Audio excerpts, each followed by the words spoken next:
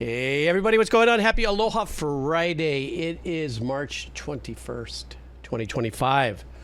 If you're seeing this on YouTube, that's because you missed out here on the live stream on Twitch. Happy Aloha Friday has a tendency to be a long stream, or as long as I can handle not spitting on myself or making my squeaky wheel on my chair make squeaks. It was a really funny start to the stream. But my usual suspects, the Kados, guided me through it. Since this is the Avocado show, I am the Ada and they are the Kados. Courtesy of Aman. Aman said that funny one a while ago, and I kind of like that. So my stream, I think, is officially called the Kados for my usual suspects. Anyhow, so I'm excited to do this for you guys today. Pretty full day of donos, but I am going to open up with the Wheel of Cheese. For those of you who know, you know, if you just put anything up on the Wheel of Cheese, that's great. Nothing over 7 minutes, or it's an automatic punt. If you're seeing this for the first time on YouTube, you ever want to join us here on Twitch, the links are down below. Also want to let everybody know that I opened up a can of worms a few days ago on Discord about wanting to finally play one of the more difficult games. And after voting came in, we elected, it was actually a pretty chunky, sizable difference between the first and the second one. Skyrim. So I bought Skyrim and downloaded it yesterday. And on Sunday, sometime during Sunday, I'm going to come on Twitch and start it from the very beginning, and you guys just kind of walk me through it, and we'll have some fun. So turn up. What was the one that was right behind Skyrim? It was something called Yokum or Yokunum. Yakuza. Oh, okay. So, yeah. So, I'm going to learn to play Skyrim, and you guys are going to protect the old man at all costs. I'm just saying. Briefly, before I go on, too, I want to thank a few people that did actually re-up again for their Prime subby thingies they do for Amazon or something. First, Solthas just followed. Thank you very much. I hope you're well. Don't be shy and jump on into the chat here. Lisa Wolf, how are you, Lisa? Thank you so much for resubbing. And somebody else did. Let's see, Alathori Berry or something just followed. And so, yeah, thank you guys very much. I do appreciate that. Alrighty. Oh, wait a minute. I did hit record. Let's go. I'm just so bobo. Okay, so here we go. We're going to start off with the Wheel of Cheese. I know I started fading, right? This is not the right populated wheel. This is the populated wheel from a while ago, so don't trip if you don't see your stuff there. So I got to clear the wheel, so stand by. There we go. I'm going to start off with queso del Cupas. No, I'm sorry. Queso nuevo. For some of our newer visitors, there's an opportunity that you end up on this list if you have not been part of the Kados for a while. Look at that. Yeah, mostly all new people. If you're still here and you actually put your name here, come on in and say hi. But in the meantime, let's rock and roll. All right.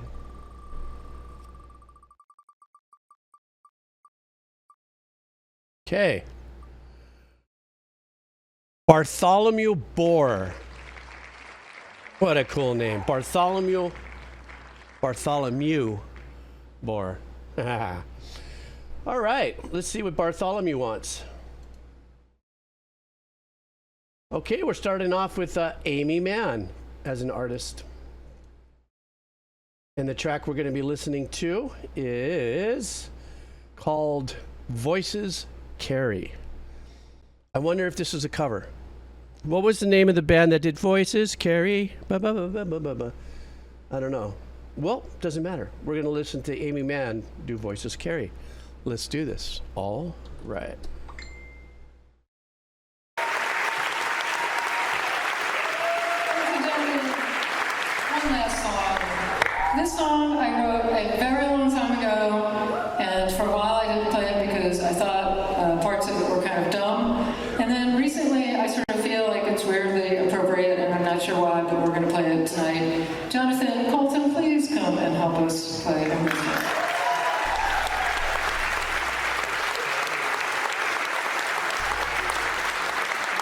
Very large room, it sounds like. Maybe a church or something.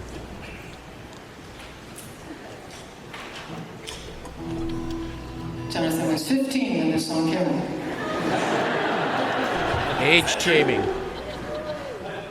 Yes. I redid the math and it came out right. I liked it though. We're going to wait for Jonathan to tune. I'm sorry, it's so hot and humid. The guitar is expanding.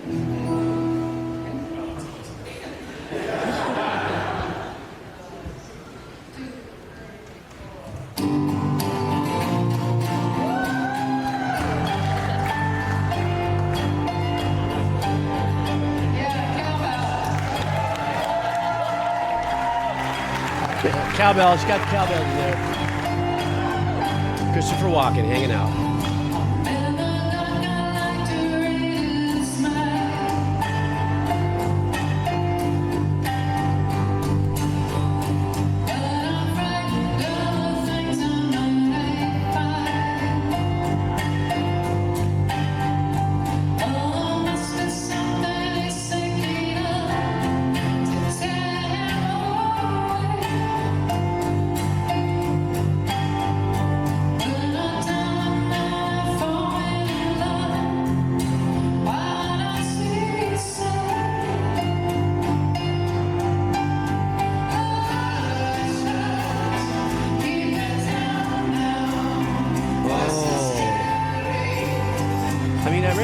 Name and everything, but what was the original band this was under?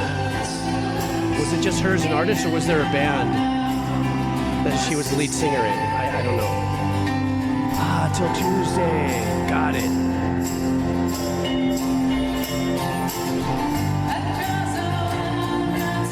I always thought that was a beautiful hook. And that secondary hook. Da, da, da, da, da, da, da, da, da.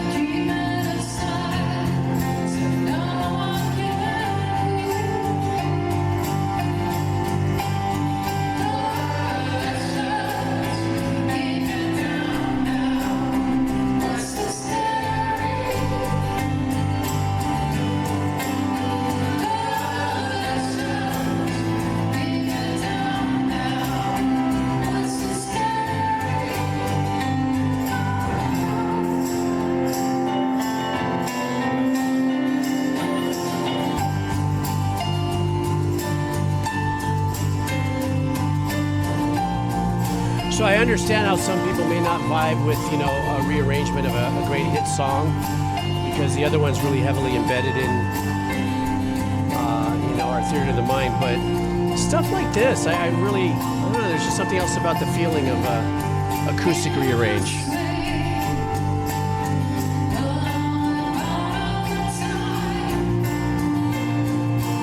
The piano sounds phenomenal because of the natural ambiance of the church.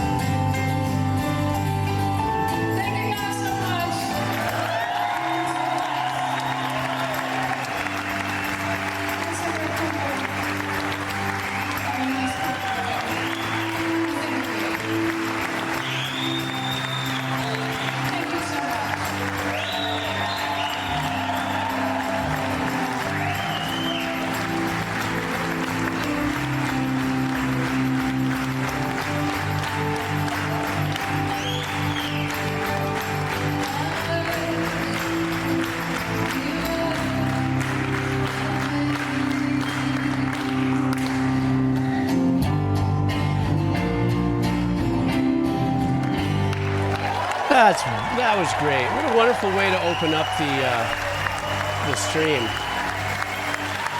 I know, right? I'm on it that they'll cut up to tempo and stuff. Oh, look at the size of that organ. I'm just saying. God, we don't have to go there that fast. So one of the funny things about that is, sorry, SV, you know me, man, is that, so I thought I recognized it, but I couldn't put it together because today's being one of the biggest old fart days I've ever pulled so far. And I'm not talking about that kind of pull. But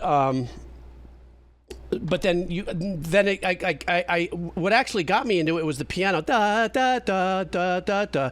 Actually, I recalled that first instead of the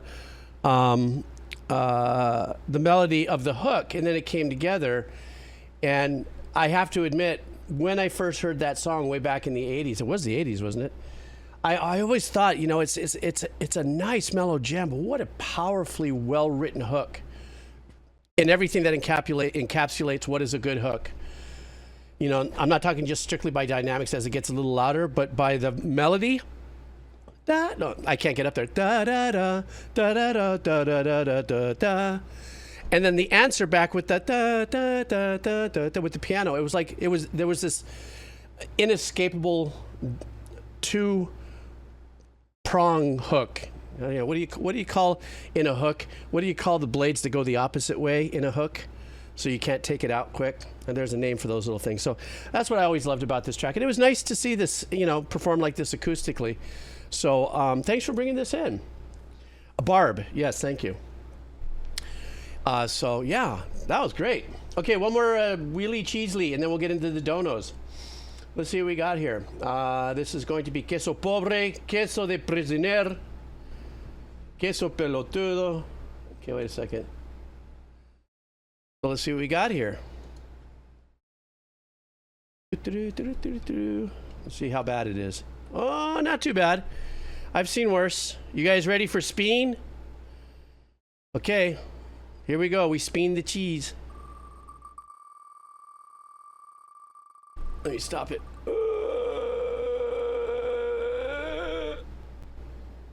Who is this? Galantium.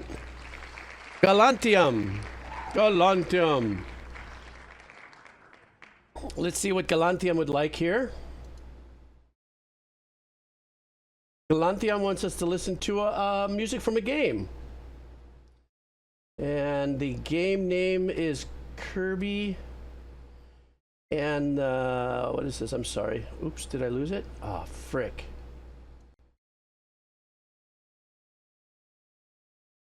Oh, I made a boo-boo. Just my boo-boo. So this is coming from Kirby and the Forgotten Land.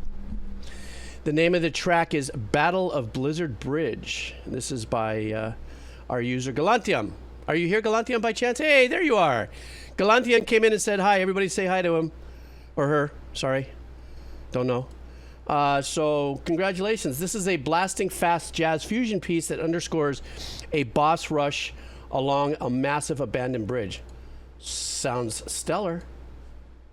Let's do this. All right.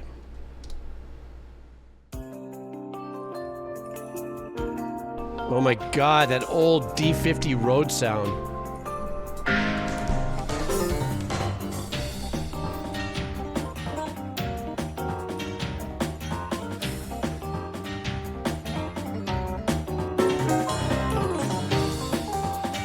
I like when composers do that. They have an EP and then a piano.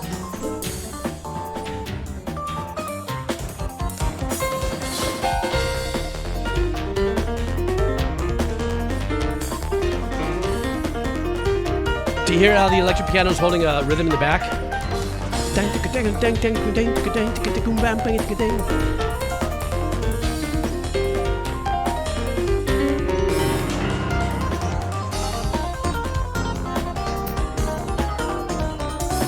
Jeez.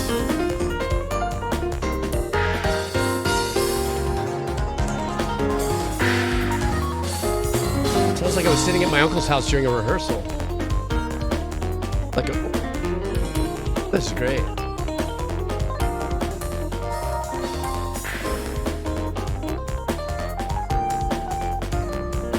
I love that square saw vibe on the bass.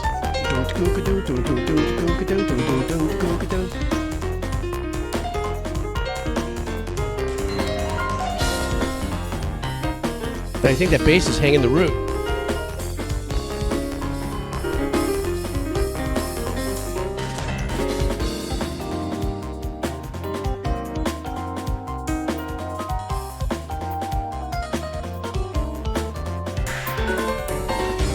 Drum patter's crushing.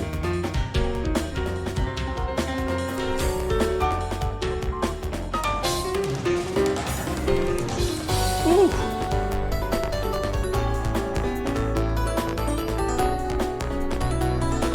The egregious keychain.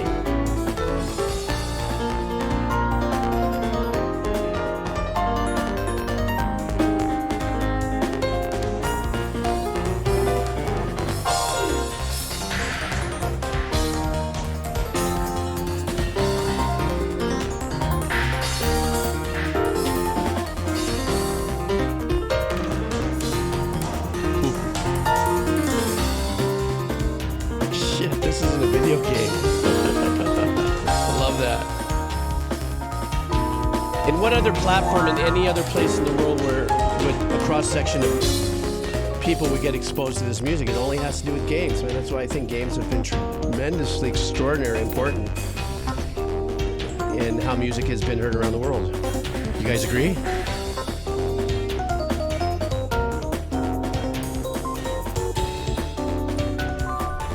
Crickets.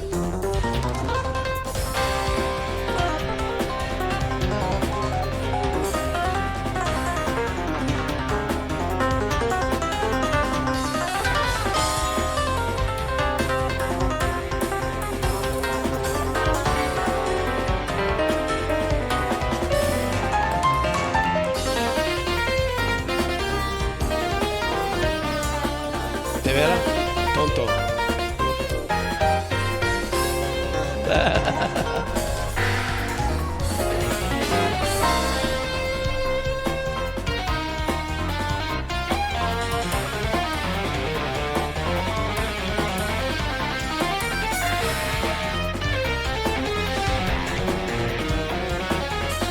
I like how they replaced the bass line with the left-handed piano and let the synth get a rest.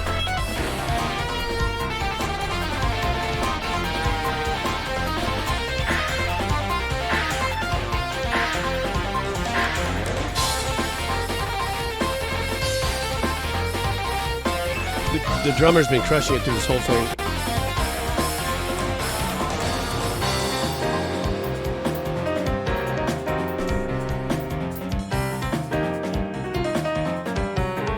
Now they join the dirty synth at the bottom of the piano.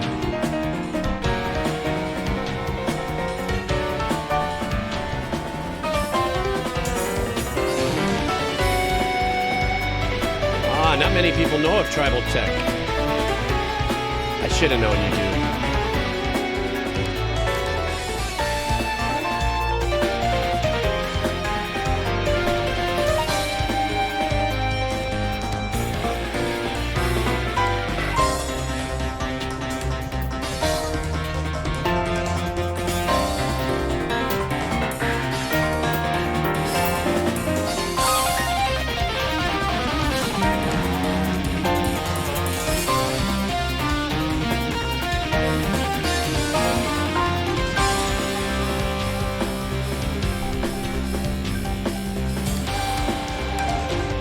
Original soundtrack by Hirokazu Ando and Jun Ishikawa, Yuutu Agusada, and Yuki Shimooka. These guys crushed it.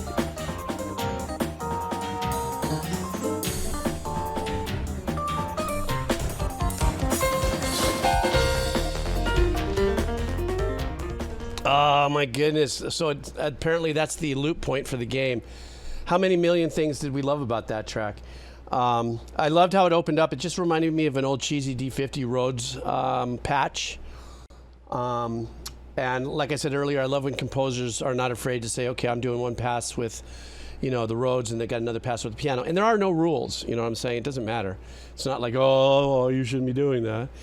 but it has to do with the textures of the performances on the keyboard that are being played. So at one point, they came in really powerfully hard with the electric piano's presence, opening that up. And then it ended up being more of a rhythm pattern where the piano comes back in, where the EP was. I believe the whole thing was in 6/8. I also loved, as I mentioned before, the fact that we had that big fat synthy sound just at the bottom, and how at a certain point they kind of like hit the switch, turn it on, let the left hand of the piano pick up the bass line, gave it a little bit more of an authentic. Well, I don't want to say it wasn't inauthentic, but taking the synth bass away gave it just a little bit more of an intimate, in-your-face, personal lift of live musicians. The over-the-top aspect of it was the drummer. Sure, the keyboardists were fire, but the drummer is the one that kept the embers, glowing, as far as I'm concerned.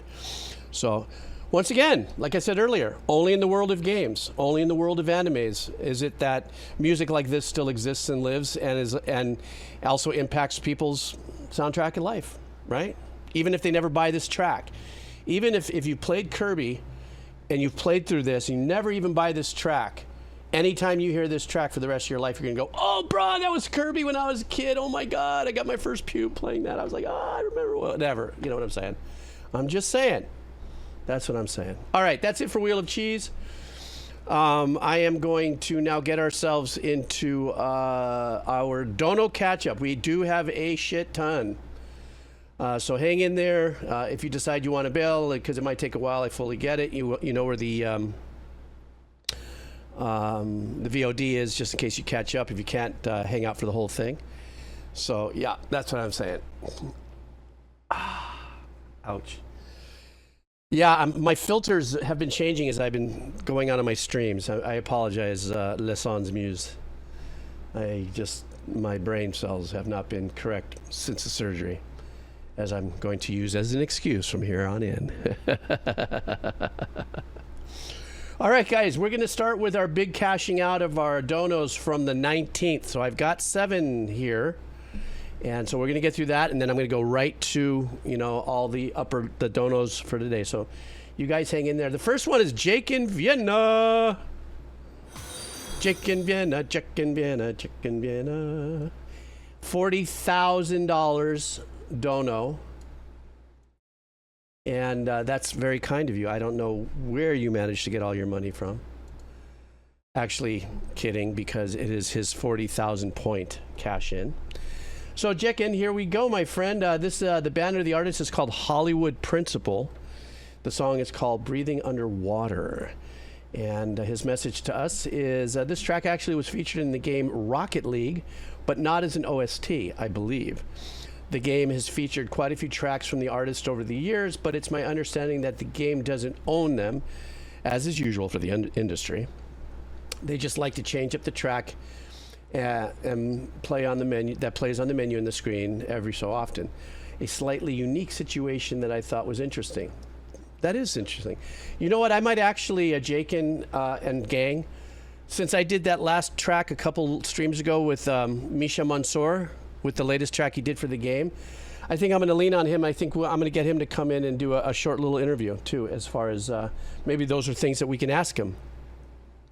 How does that work? Do games do that? Are there, short-term licensings that happen? Because now I'm too old. I'm not in the scene. I couldn't answer that. So let's do this. Once again, this is from Jake in Vienna.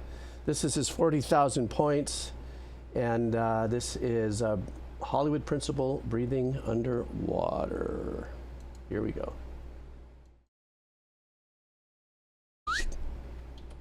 All right.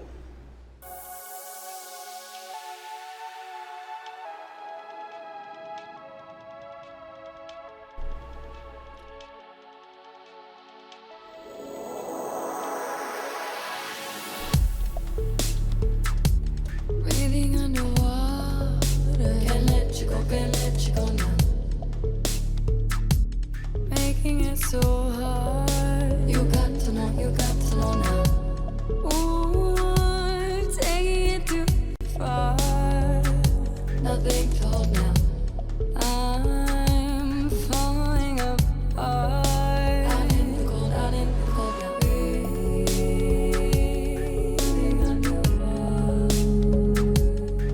I like the two-step percussion behind it. It's giving it just a bit of a forward glitch. You know, the things that are going in the 16ths. It's subtle, and then it comes together. Sounds like they're about to lift it right now.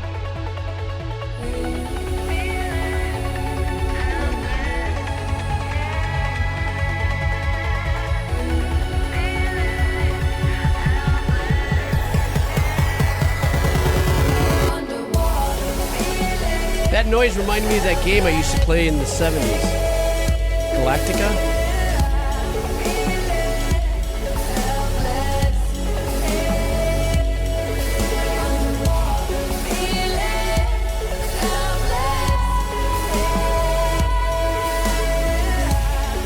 Or Galaga, yeah.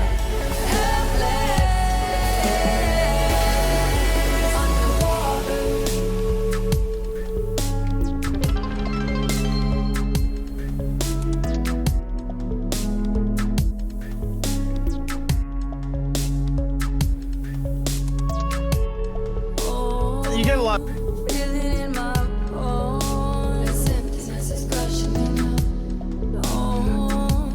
What I love about this track is just the straightness of the kick snare.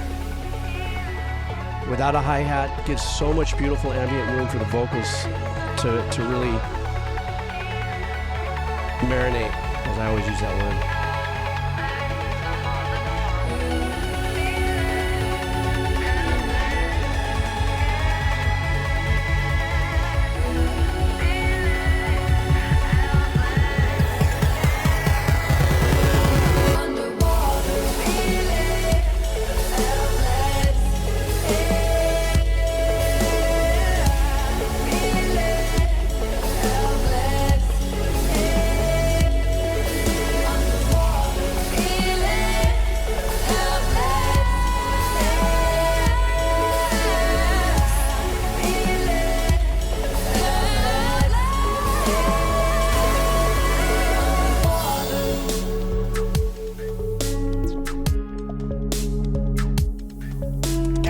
Super subtle percussion back there.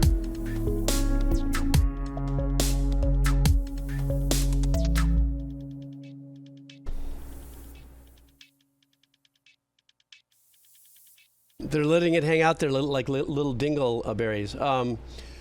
What I really loved about that is that like I said, that very subtle kick, snare. That thing just kind of letting it just not anywhere in the arrangement get overwhelmed. And the very light pad work that was being done just to establish the ambience, you know, with the occasional little sequence. I loved how what I was listening to with the vocals, the vocal performance, the airiness in the breath really aligned like with the, let me see if I move this over here, with this artwork. Like the breathing underwater vibe was so true to form when listening to the track. You know, I thought that was really super cool. And this was again from a video game. I'm trying to see what it says here. I can't recall. Jakin, was this a video game? It's not in my head. But all that being said, I thought it was a very smooth track. And it's also kind of seductive. I was kind of, hey, just kind of chilling, letting it roll, you know. So thanks, Jakin, and also appreciate that 40,000 Twitch points there. That's a lot of listening, man. I hope you're doing well. Featured in a video game, not necessarily from. Oh, that's right. Okay, it's coming back to me. Yeah, that's something that I'd like if I got, excuse me, Misha on the on a podcast again. I'd be able to ask him how that works and what that's all about. If it's a single license use for a DLC or something, I don't know. But I really like the track. This is the kind of track that I can listen to, like if I just wanted to trip out, like watch the fan in the ceiling spin and put me into a thinking place.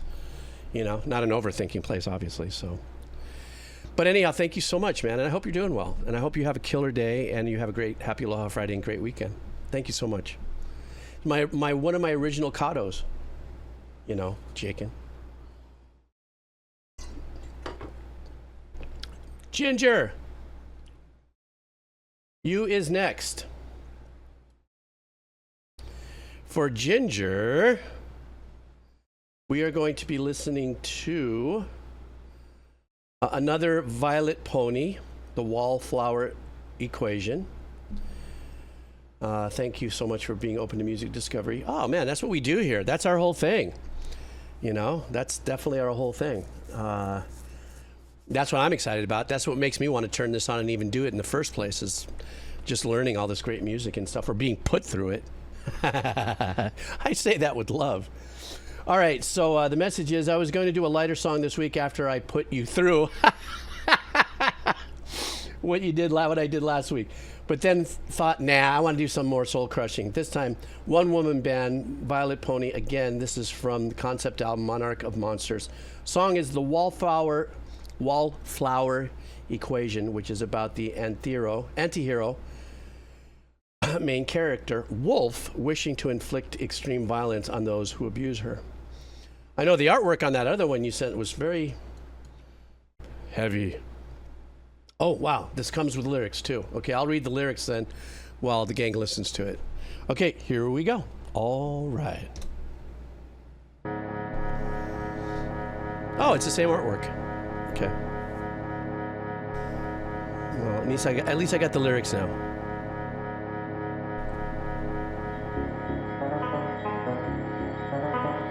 Oh, no. Amon, get the tip jar.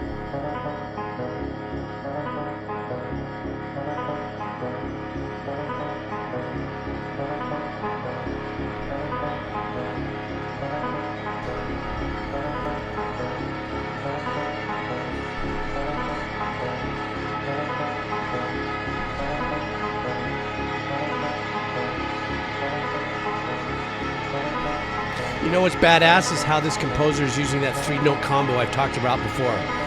Da, da, da, da. And assigning it to different patches. Brilliant.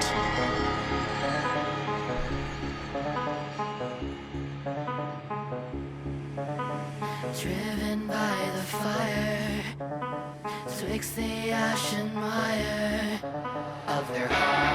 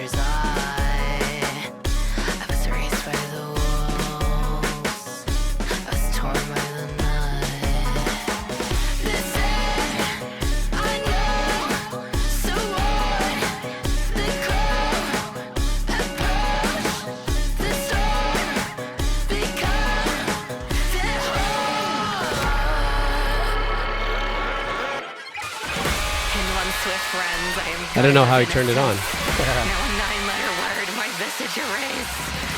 Perished in the drones of playboys and bastards.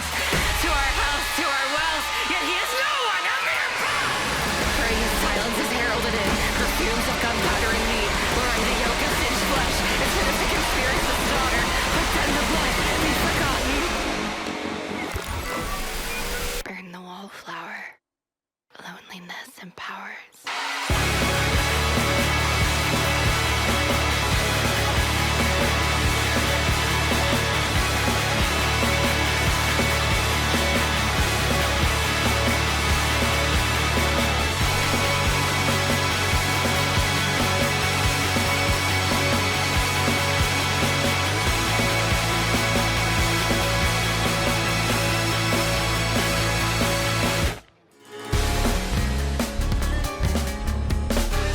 This is kick butt.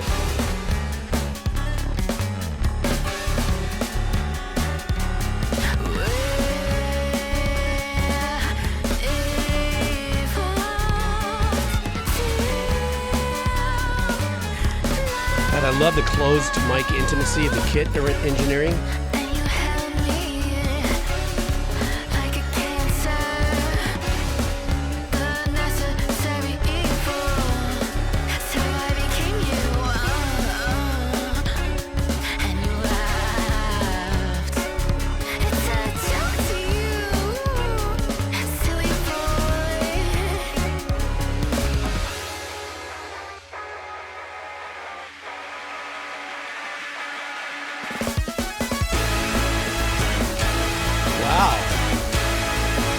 That was a Prince move.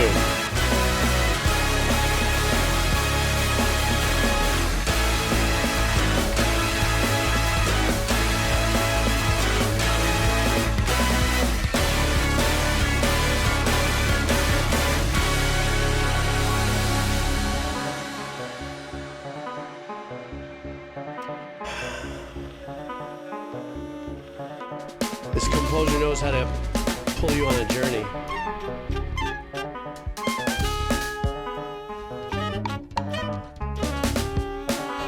Ginger, did you say that this composer is playing all the instruments?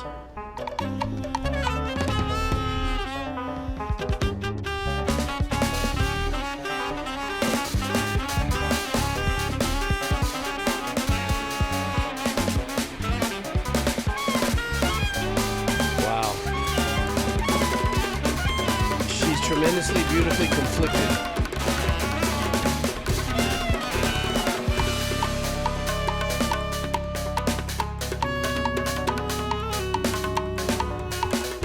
My God, she's playing a djembe.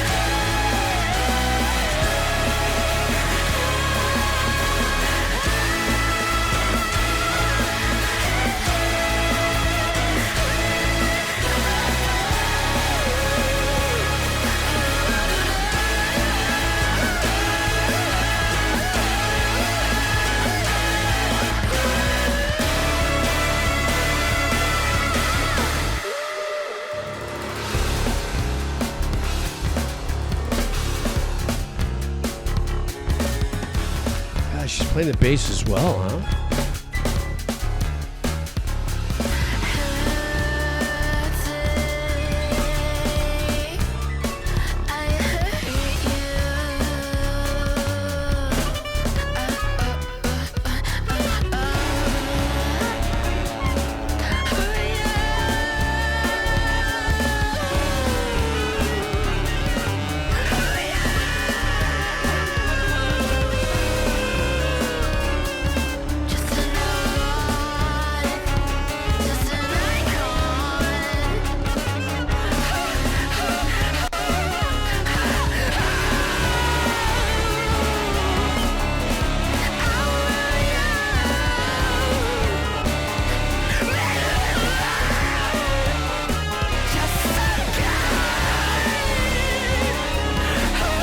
The arrangements sound like the discursive, but they're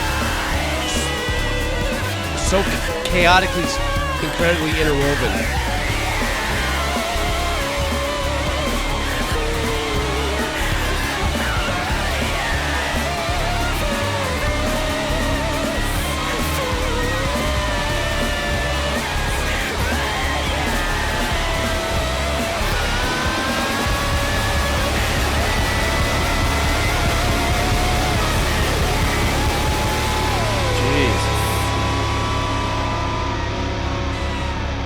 Let's also not forget, this is a one-person creative machine all the way down to the engineering.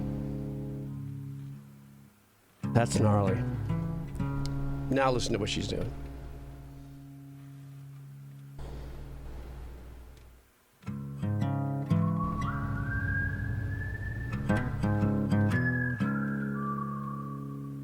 We're going a little spaghetti western on us.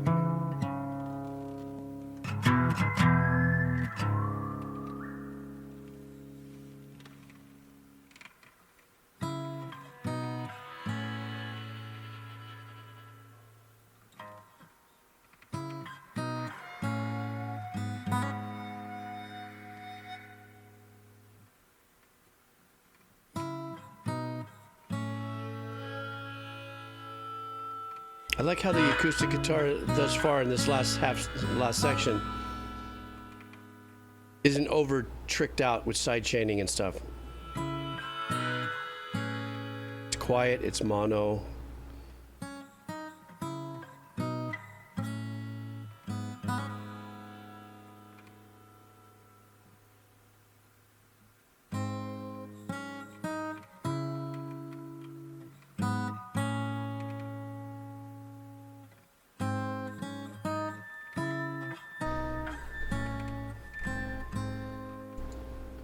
A little bit of a classical gas kind of vibe right there.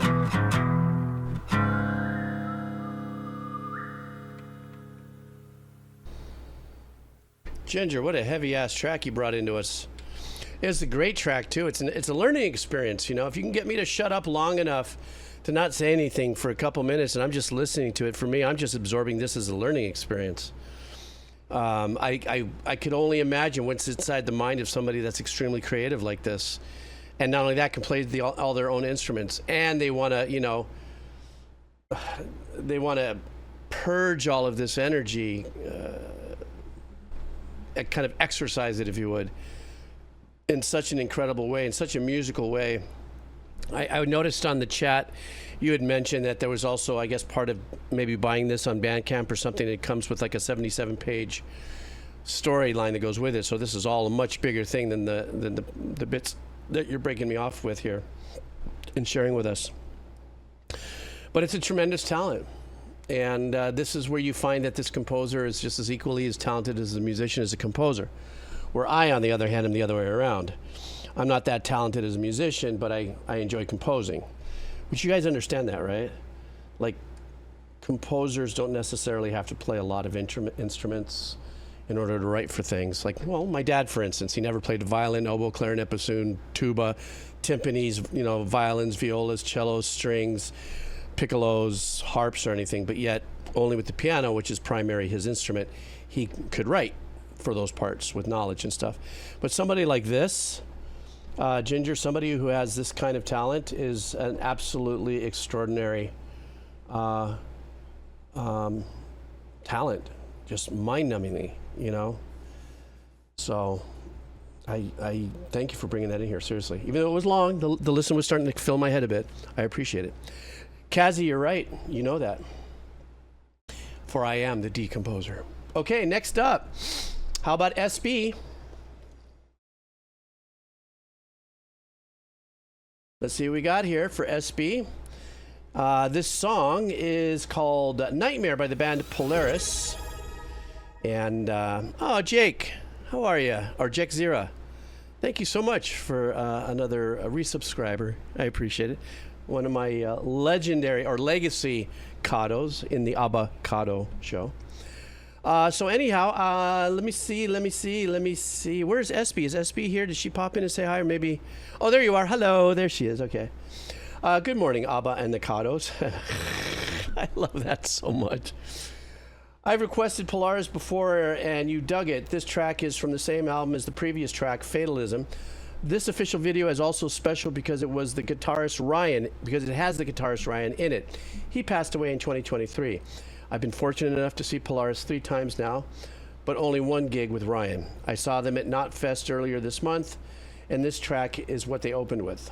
I've been back to playing this album daily again. It's Ryan's birthday this week, and so, oh, and as the band said, Forever 26. Hope you guys enjoy. Alrighty, let's do this, SB. I love that backing story. Phenomenal. Okay, here we go.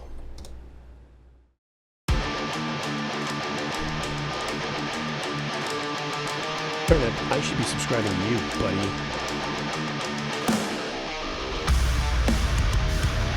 Ooh.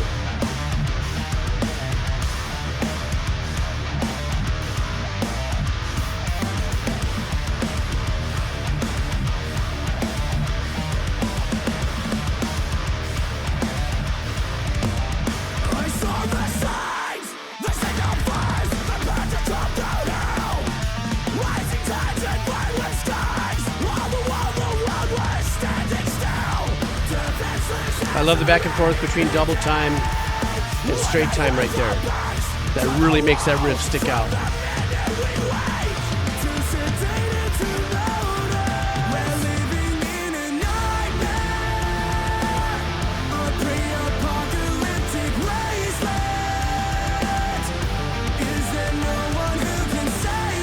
Wow, great engineering between the guitar and the ambient work.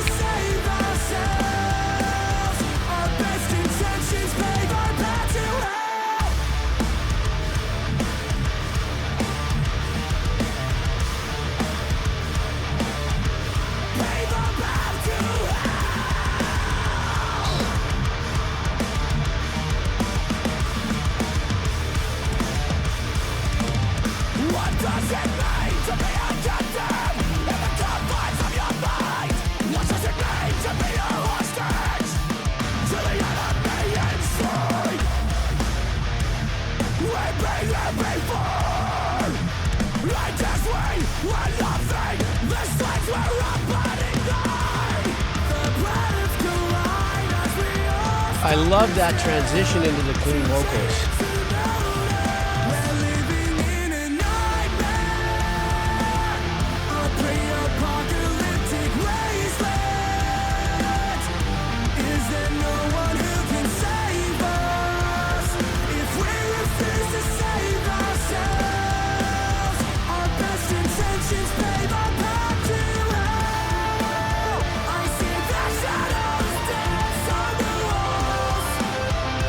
Very musical here. Super heavy, but very musical.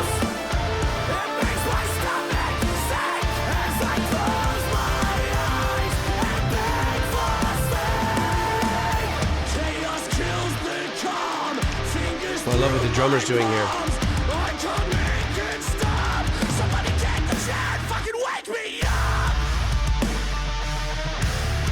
I was waiting for the supercut time bomb.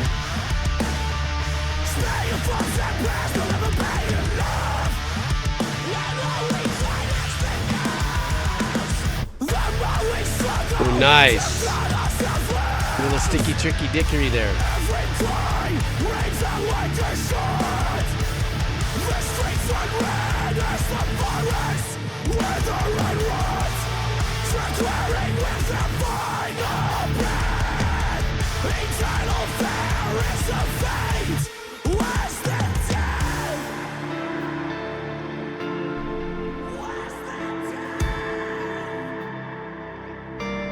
But no one's gonna save us if we won't fucking save kind of reset the palette there.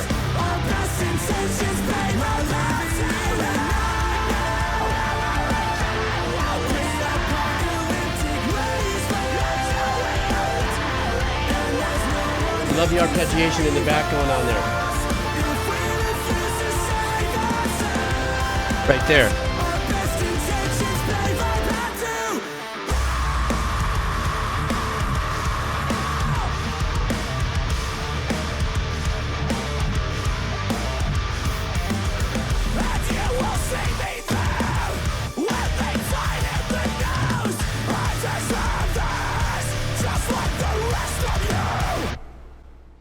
Shit, man, that was a badass track.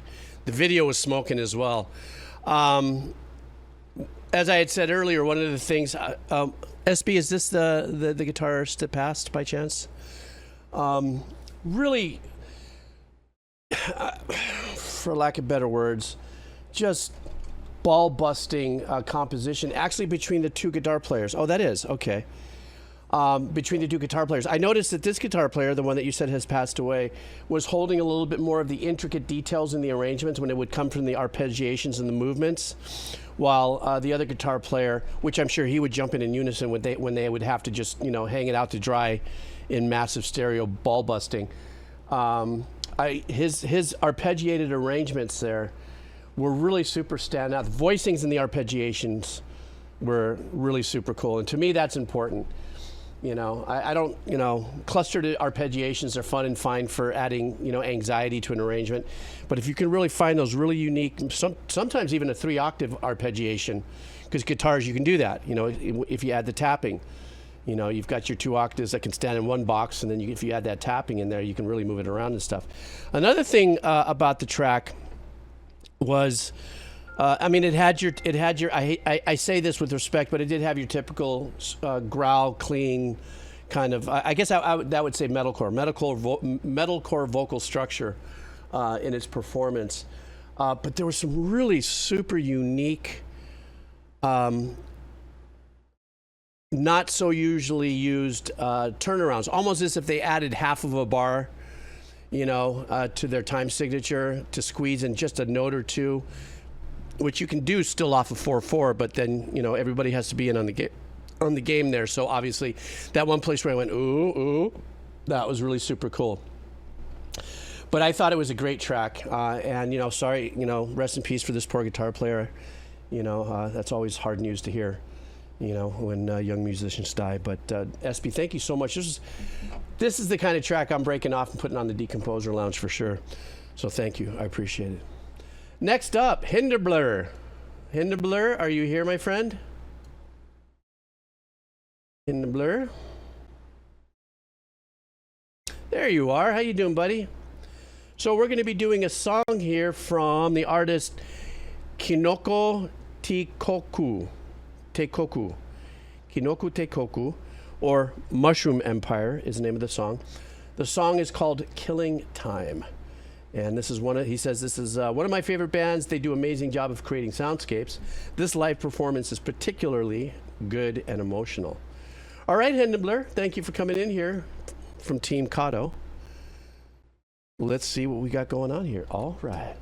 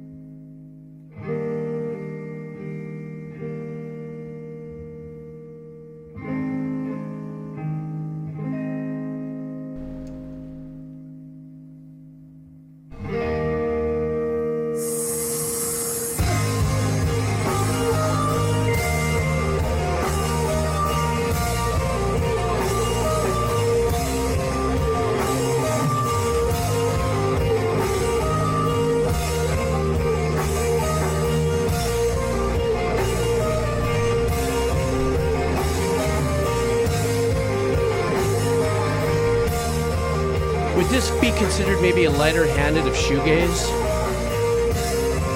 Or is it because of how I'm hearing it from like a cell phone recording? Because it is mono.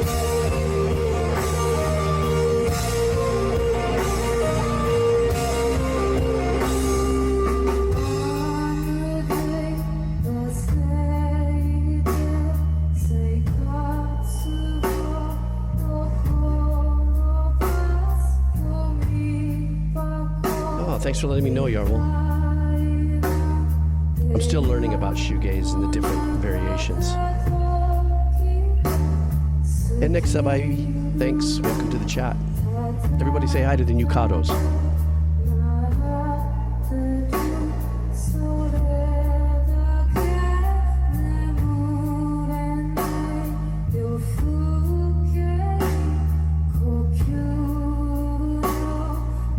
There's almost like this post reverb on that snare that's added by the engineer. Did you hear that?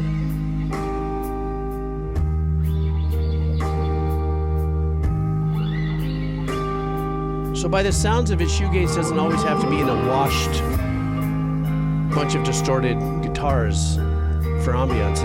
This seems very poetic shoegaze, maybe?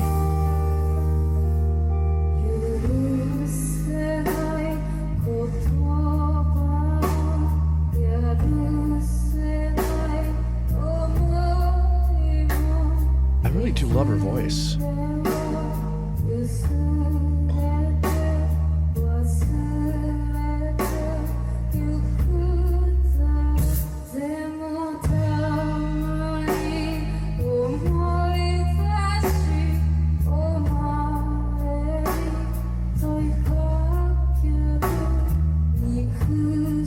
Nice bass work.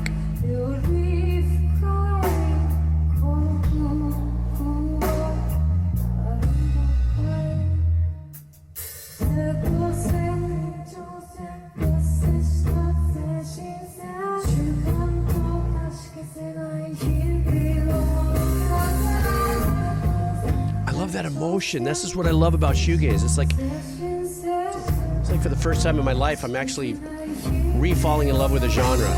Or no, first time introduced, falling in love with a genre like a little kid. That's what I meant.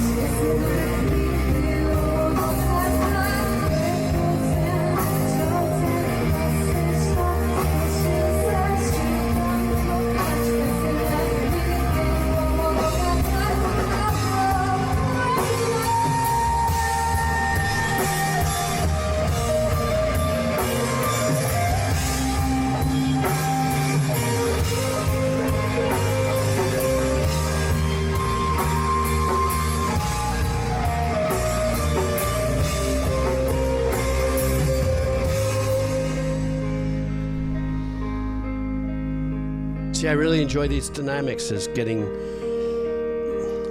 dirty, saturated ambiance out there and then coming back into this clean pattern.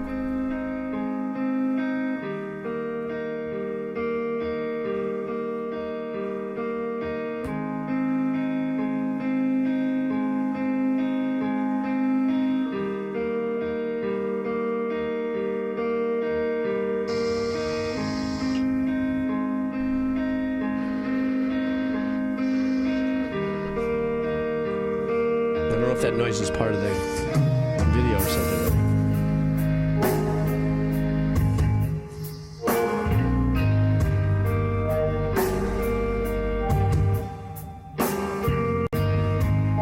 Giving us a little bit of a blues sway here, is it not? Oh my god. Blues swayed shoegaze.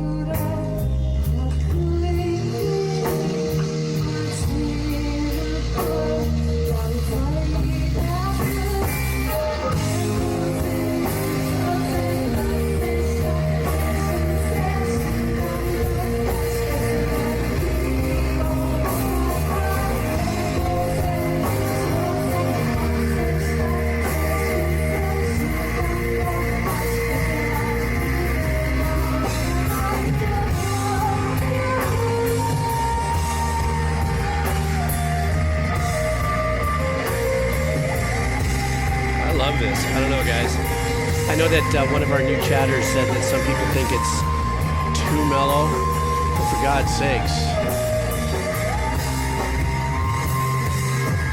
we need mellow.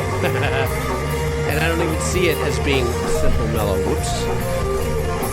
I'm just saying.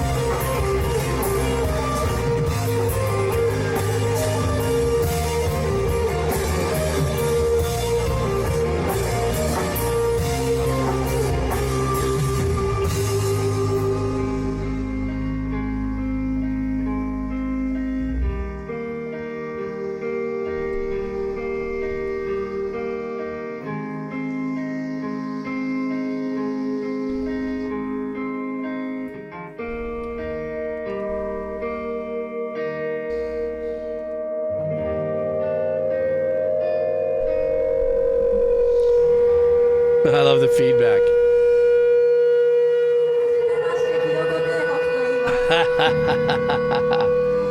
That was a really, really, really smooth, chill track. Actually coming at a perfect time in the stream as well, because I love when our stream goes in all different directions and stuff. Yeah, so as I learn new stuff about, the shoegaze genres and the subgenres within shoegaze, which you guys are being kind to kind of guide me through, I can really appreciate things that when like I said earlier, when somebody had said that, well, this band might be considered, more mundane or a little more simple within the genre. I also think, and maybe I'm wrong at this, you guys clear me out on this, but I think what it feels like about shoegaze is that it seems to be like a really kind of a supporting genre within itself, like the bands support each other, that there isn't a lot of shit talking, unless, of course, I'm not aware of it because I'm not a part of the genre and stuff like that. It's just like, hey, this is what we do. And there's no judgment on it. It's almost like shoegaze came from a place of purity in the sense it's like, we're not falling into the confines of, how genres may map something out. Yes, is it a genre? Yes, is it known for, long ambient distorted, chords and particular ways of approaching things. But I think when I hear something like this, I think it's a pretty authoritative flex in the genre. I don't know. I said it the same thing you typed it. But yeah, that's just how I feel about it. So thank you very much, man. That was a great track. And also thank you guys, first-timers that came in and chatted. Appreciate it. Welcome to the Kados. Don't forget to follow us because we have all kinds of fun. I got to come up with a thing like Nick Nocturnal. He's a really good guy. I've never talked to him in person, but we've gone back and forth in comments when he goes, "We do fun metal things." Rah. I don't know. I'll leave it up to Amon. He'll come up with something for us. So, yeah, that's what I'm saying, Nix, and also Yarble. That's I think that's how I'm feeling. And then you guys, you're validating it, so that's cool beans. Thank you so much. All right, so next up, oh shit, 1 a.m. LOL. That's it. We watch old men fail. 1 a.m. said that. Patty cakes, get him. I'm sorry. Next up is MP3 Junkie. We only have a couple more to go from the 19th, and then we're going to be on the 21st, where we're starting off with La Camosa, Coral Reefer, and Judgment, and Lisa. So let's get into MP3 Junkie's call here, and let's see what we got here. But, before I do that, you mind if I take? I got to refill my water here. I'm really dehydrated right now. Give me half a sec. Whoa.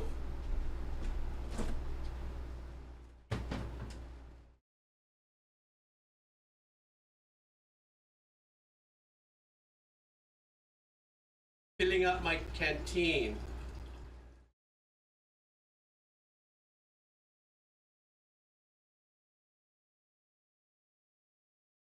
I need hydration. All right.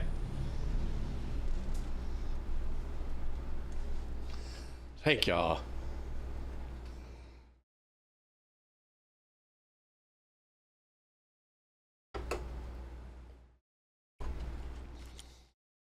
Okay, thank you for that, guys. So, You know what? Did you guys clip? Did that just get clipped? Why? Did I do something that was clippable? 1 a.m. You know what I think we should do? Is, you know when you're done with that Portal video?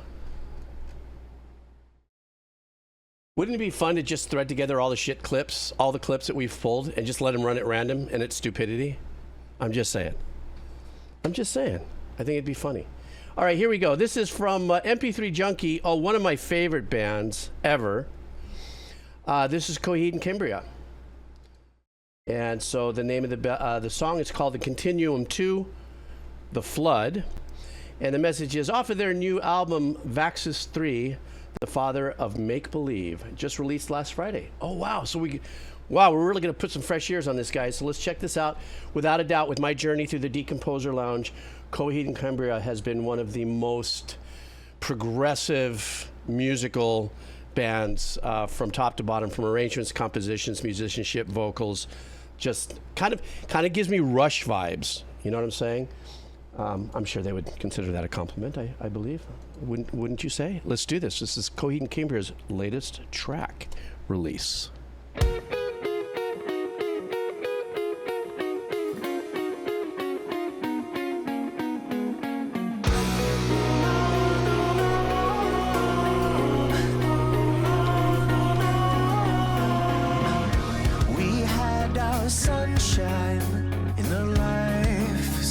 I love the pulsating guitar. A restricted lifetime where death becomes real. I can't find where I've been in this place to trace. Wow, what a great guitar tone. That age gave to our face. Understand, you should be afraid of. Giving us a little bit of that light-handed, chuggy, genty stuff. Loving that.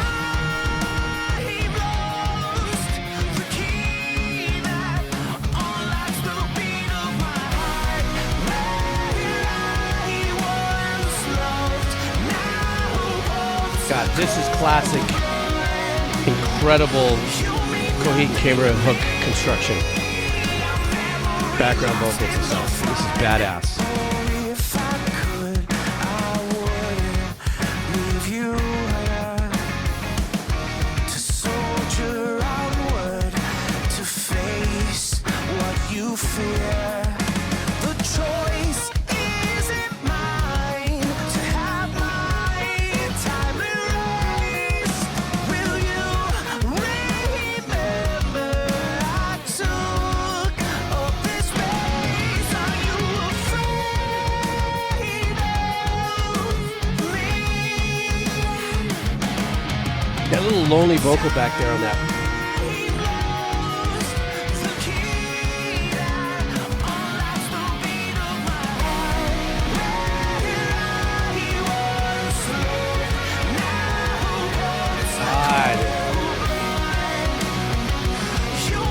Such soul-opening construction of this.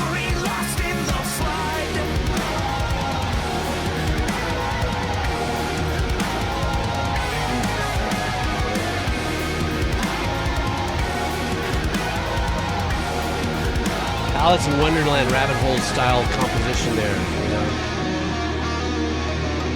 And if you're heady, you know what I'm talking about as a composer.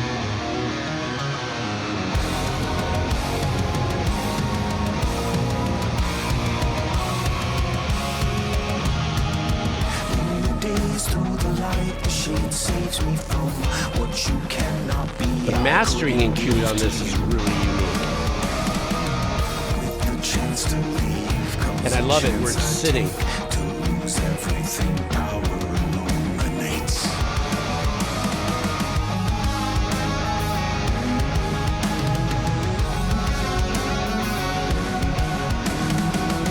You see, this makes sense if these guys are going out on the road with Periphery.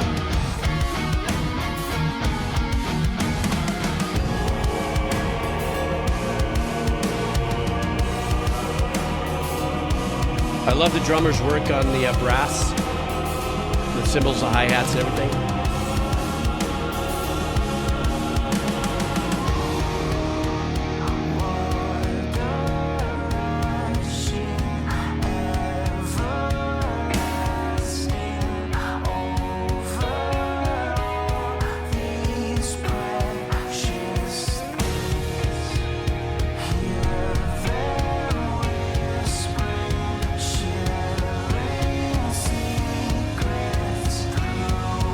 They always take us on such a sublime journey. That's what I love about them.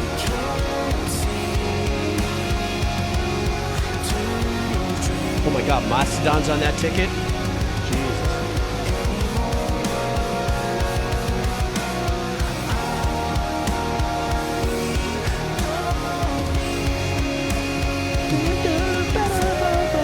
That's great.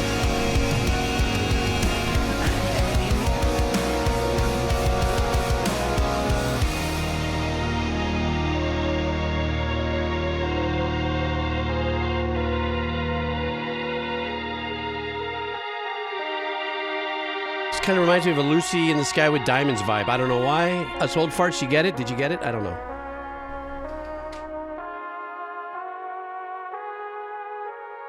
Are you afraid of me?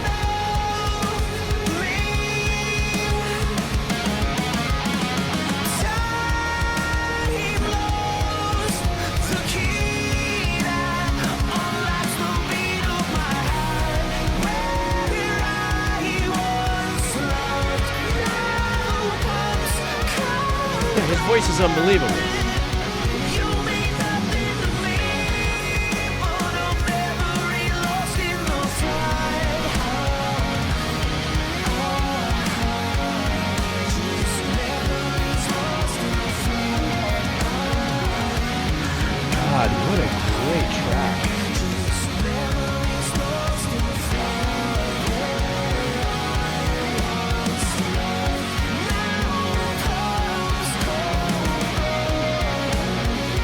when I cease to be, I'm a memory lost in the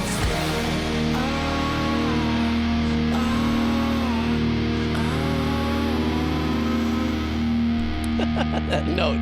Claudio, that's a nice note, brah. Just what is to be expected is to always the unexpected that Coheed and Cambria brings. I'm not an ardent fan in the sense that I've listened to many of their tracks doing what I do on the channel and everything, but you know, to sit down and be a true fan, you saturate and marinate through everything so you can really take in the depth of the journey, as I said earlier. Every time I've ever listened to a track of theirs, I've always been just that, taking on an incredible journey on so many different levels. Just as a first-time listener listening to a piece of music, as a composer listening to the various changes and dynamics that they bring to us, from volume shifts, arrangement shifts, tones shifts. Without a doubt, the vocal capabilities of Claudio is what gives it the richness. I think somebody had mentioned earlier, the richness in what he's capable of doing with vocals and vocal arrangements, because he himself, in his mind, in his voice, can get the ranges. So that's the unlocking key of voicings. No pun. I'm not saying voicings because of voicings. You know what voicings are if you don't know what voicings are.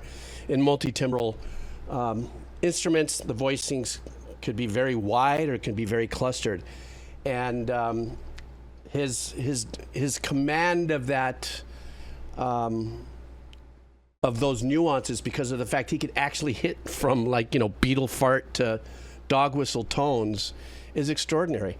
I think what's different about this track that I'm going to lean into a little bit more is, I've got to say, the production engineering vibe. I think somewhere here on the stream somebody had said that it's the same one that did some Spirit Box, I believe, and may have maybe something else. I didn't catch it. So I'm definitely hearing a lot more of a progressive approach on the engineering. But the lean for me was like this mastering output. Did you notice it had a very softer high end? Not low pass ish, like they completely clipped off, like from, let's say, 14 to 16K to give it kind of a, just kind of without it getting just too bright, because there were some of the tones that I heard in tom fills, in the cymbals, that were up there nice and clean and crispy and stuff, but yet the tone of the whole mix kind of had more of a warmer vibe to it. So anyhow, I thought that was super badass. I can't thank you enough for bringing this into the Kados here on the Avocado Show. I really appreciate it. It's always a super joy to cough and not die. No, I'm sorry. It's a super joy to have Coheed and Cambria in the house. I appreciate that. All right, next up, Senor Rui. Senor Rui. Senor Rui, is you here in the bee? Senor Rui, and then we have one more from the other day, and now we'll be caught up to our current donos, or we'll get into them. So, Senor Rui is you. Yes, you already, my brother. A melancholic piece revolving around a prominent, frantic solo violin line that carries much of the emotional weight and interplays the weighty orchestra providing a harmonic foundation. What he's talking about here is an artist by the name of Max Richter. The name of the song is November. Oh, this sounds like this is going to be really interesting. All right, Senor Rui, what do we got? I'm sorry, so bobo.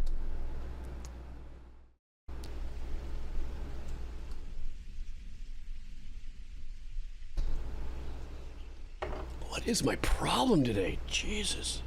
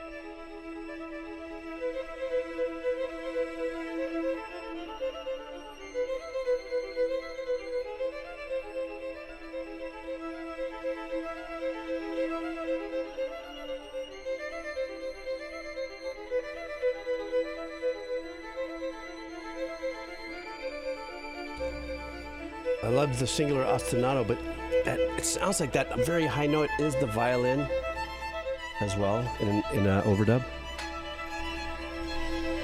This is not easy to play.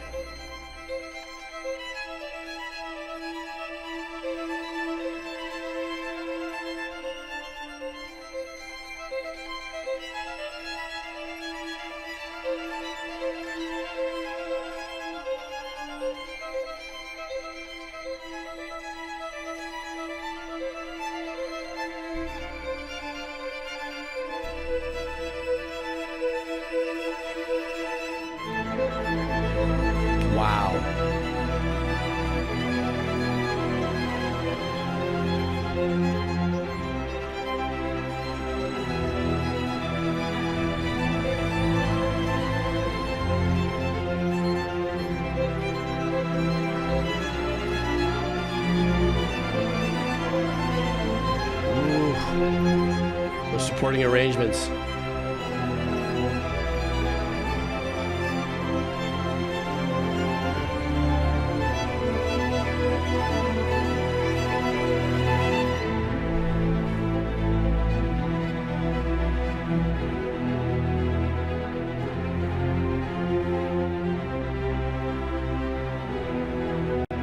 God, I love the shift in the arrangements, kind of giving our high end a little bit of a breather, but still continuing the darker anxiety run of this.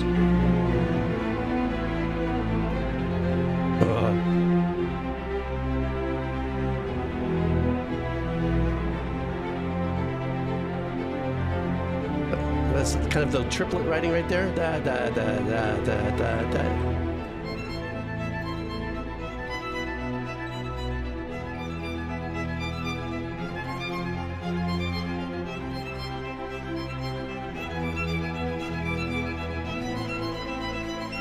was wondering if I was hearing like second section pizzicato, but I wasn't.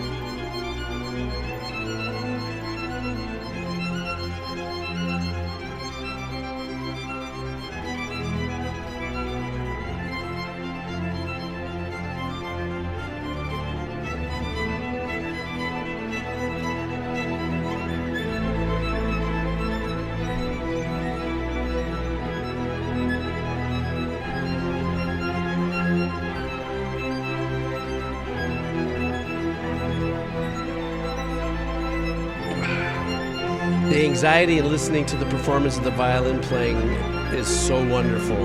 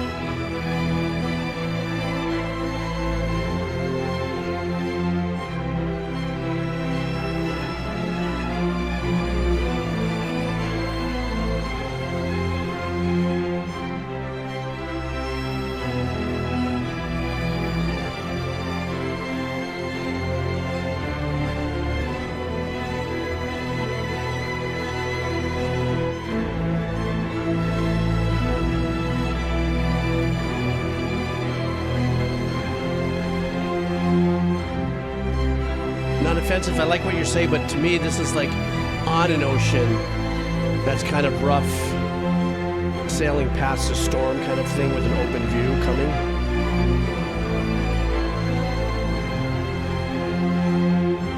We think the same, Richter.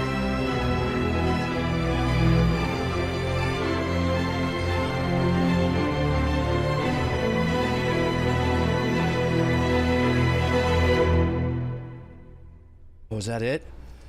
That could have kept going. I would have been into it. My goodness, what a workout though for the musicians there. You know, except for the ones who were playing the.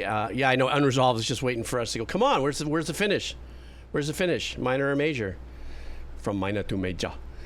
Arpeggiation through the whole way, or ostinatos through the whole way. It was cooking. Even when the violinists took a break, then the cellos took it over. It was a very anxiety-driven, a beautiful anxiety-driven track. I also think some, for a lot of people don't understand what kind of technique is needed in the right hand, or depending what handed you are, in your bowing hand. To have each one of those notes in the arpeggiation actually bite perfectly. I only played for a couple years, but I know there's this very unique flow and flex in the bowing hand that you have to master. For very long whole notes that you can't, disengage, if you would. But using these same techniques and finesse and stuff to get that bow to be so consistent in patterns like that as well is, the bowing hand was just hauling ass. There's no two ways about it. And so, and apparently I saw somebody say earlier that this is more one of his more subdued performances, and I could see that. I could see where musicians who are like so much more accelerated, quote unquote, possibly hearing other pieces of which I don't know, that are so much more grander, kind of dials it down to something like this, which is still, going to task your ass, for skill set. There's a very unique power to be able to do that, and you as the instrumentalist not be bored of it. As a matter of fact, I think somebody had mentioned that. Oh, this is more energetic. Oh, I'm sorry. I got that ass backwards. I see. So then when you said that he once did a New York show or something where either the goal was to make them fall asleep or they did or something like that. I don't know. Either way you look at it, Senor Reed, this was a wonderful shift. That's what I love about the stream. You guys are giving me all kinds of stuff to bite into, and I love every bit of it. So, no, thank you very much. Seriously. My mind lost it. In my mind, when I was listening to this, and I'm going to go, oh my God, if my dad was still alive, and if he was sitting next to me, as a string arranger and composer, he would. This is the kind of stuff he was like, You think I make faces when I listen to music? You should see where I learned it from. My father and my uncle. My uncle, forget about it. He's like 6.5 on the Richter scale with his face movements and stuff. So, yeah. Anyhow. So let's continue on. We have Rotten Soundgarden. Yes, Senor Louis, please do in the future. This is the last song from the catch-up from the 19th, and then we're going to kick into gear with La Cremosa, Coral Reefer, Judgment, Lisa, Oranai, Hot Chick, and so on. So this is from Soundgarden here, and Soundgarden, forget about it. I still told that joke today a couple of times. Shit. Okay, here we go. All right, this song is, I think it's an artist, or maybe it's a band, I don't know, Master of Persia. The song is Rabee, and Soundgarden. Hi, Jeeves, Mr. Jeeves Face. Funny, I was just talking about that. And Soundgarden's not here according to what he just typed in, so let's ignore him. Master of Persia is a death metal.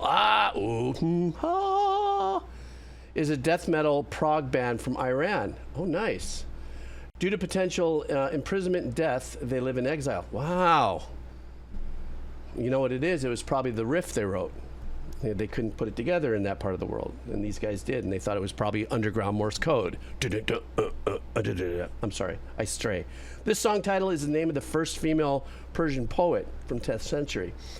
The lyrics is her poetry. Not many bands can claim lyrics over 1,000 years old. True that. Okay, let's go. This is from Rotten Soundgarden, and he's not here. All right.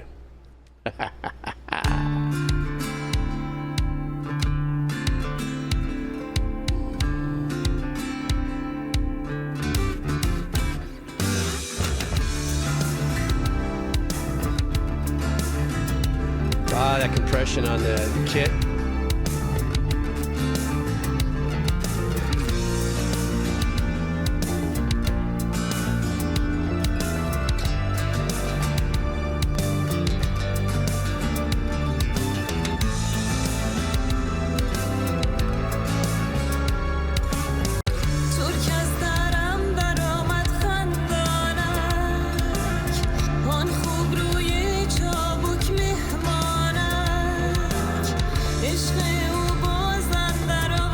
I like the direct quarter-inch acoustic sound for this track particularly.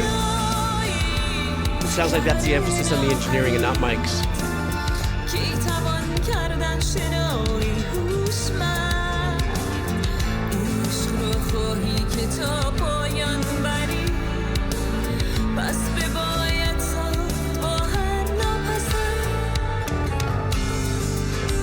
Nice change.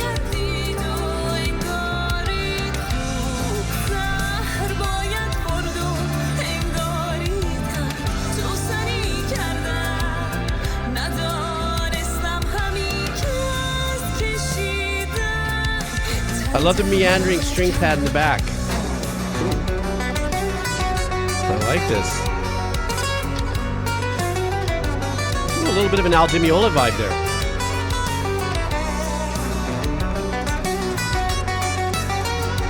But I also think it's because of that direct plugged-in sound. That was Al Di Meola right there. That's great.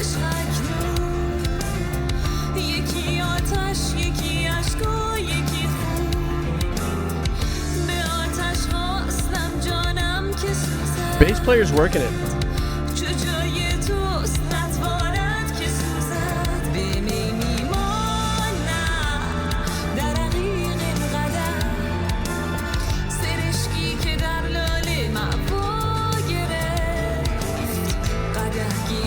Nice guitar arrangements too.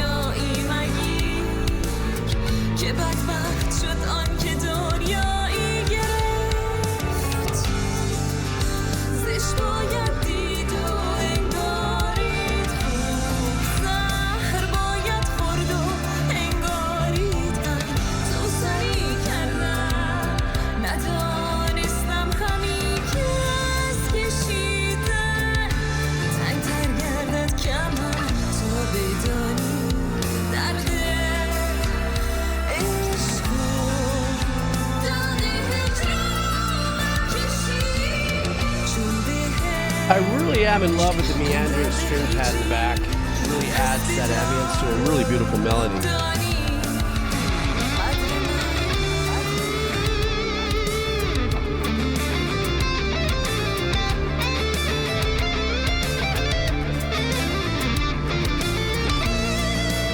I really like this phrasing on the lead.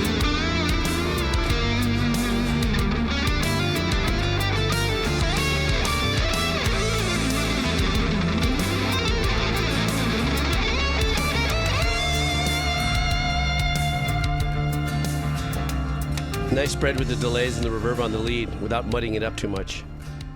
Oh, that was it? I thought it was a wonderful track.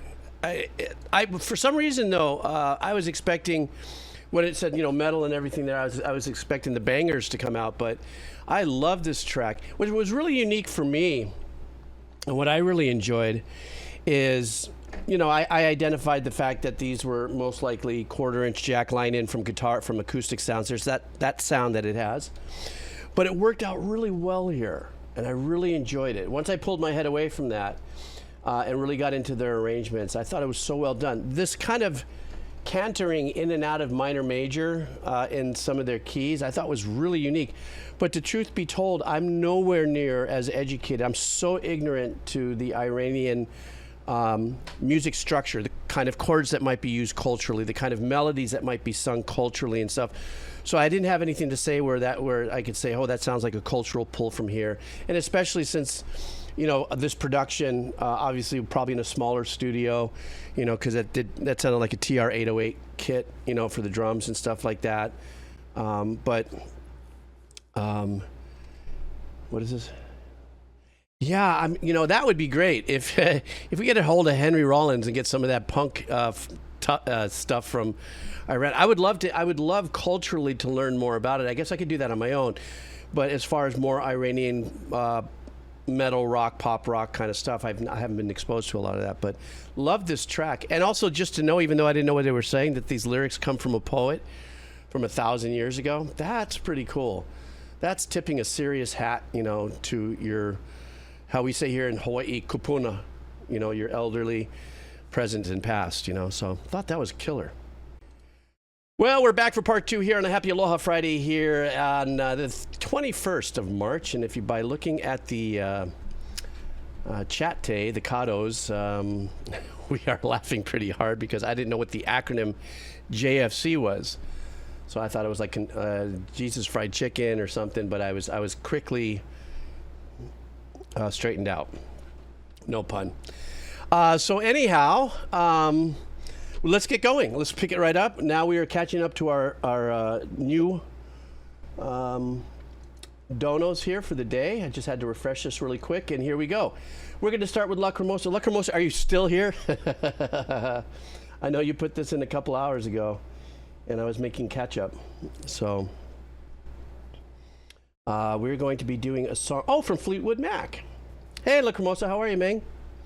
As always, chillin'. I love that. We're going to listen to some Fleetwood Mac. And the name of this track is I'm So Afraid. It's a live version. So let's do Flashback Friday with Fleetwood Mac Deep Cut. There's a few live versions out there, but I think this hands down is the best version. And loving the guitar tone. All right, Lacrimosa, first of all, Happy Aloha Friday to you. Thank you for your kind dono. And let's check out some Fleetwood Mac. I do have some Fleetwood Mac lore, though. I'll mention a little later, which is funny. Not funny. Funny, not funny. Here we go.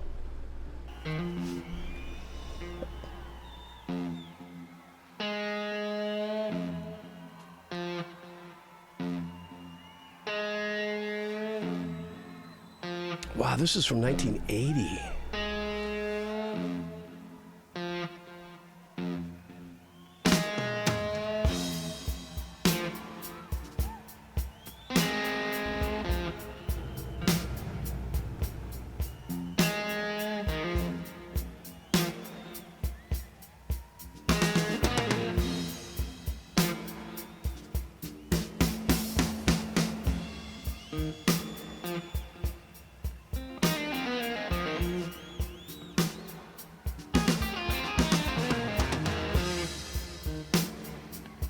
Sexy pentatonic.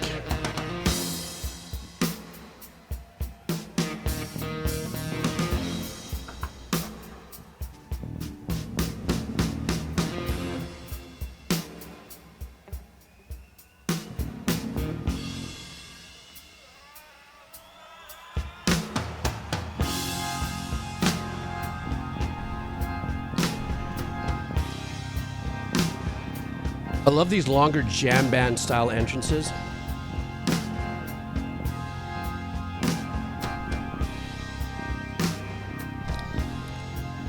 Yeah, Roadkill, the same exact vibe.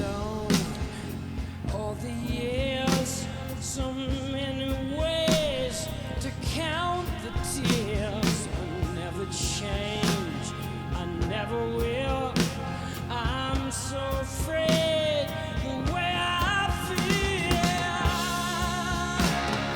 Days when the rain and the sun are gone, like it's night. Aching, he's torn at my heart too long.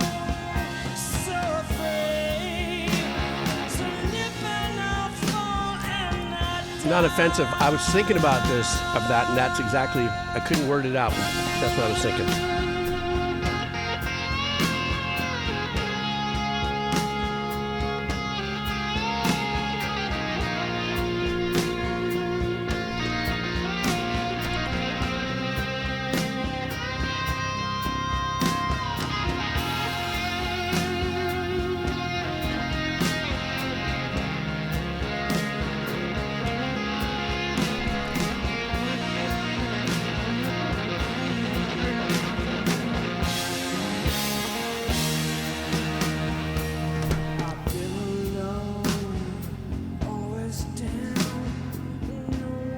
God, that bass tone, how rubbery it is. I'll never change, I never will. I'm so afraid the way I feel. These days when the rain and the sun are gone, like it's night. Aching is torn at my heart too. Ooh, the passion in the performance and the vocals.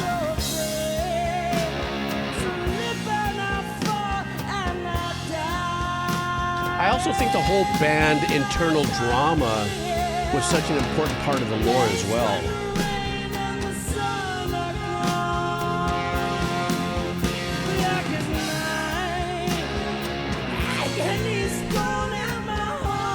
Who would be doing that background vocal? Who had that high voice?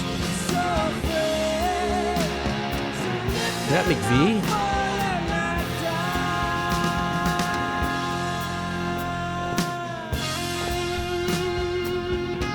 I fully agree, Brexter.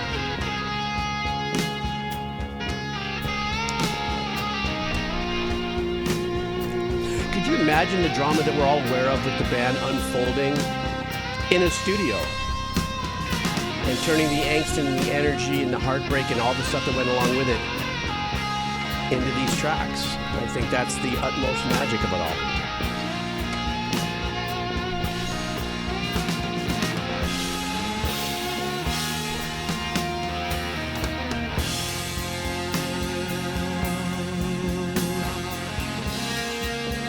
God, I love the tone of the lead guitar on this.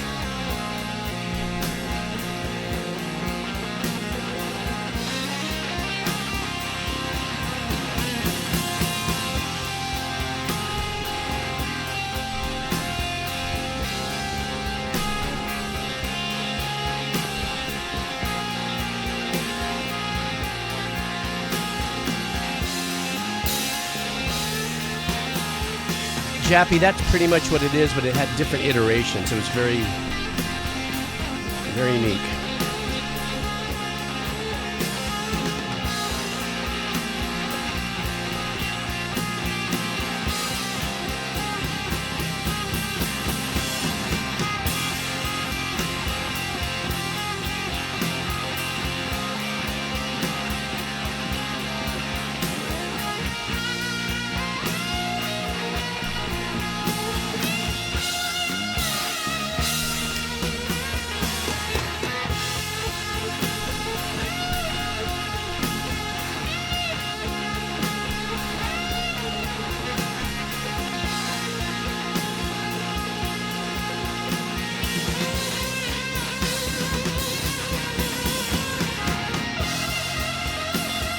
Let's not be dismissive of this great organ work that's happening here on the left side.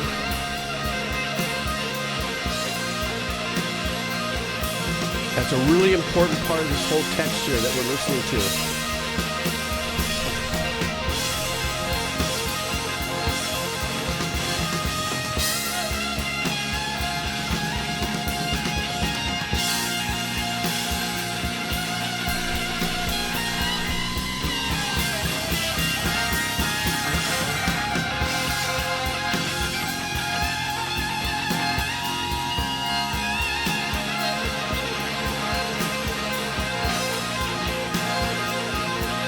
I know, right? The triplets. Like, how many? And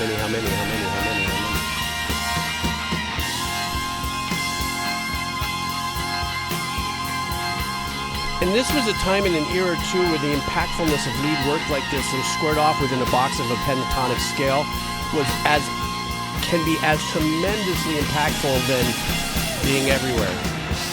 It just sang. David Gilmour, this style, you know? I mean, maybe I'm acting my age, but I mean, I do love great guitar playing, but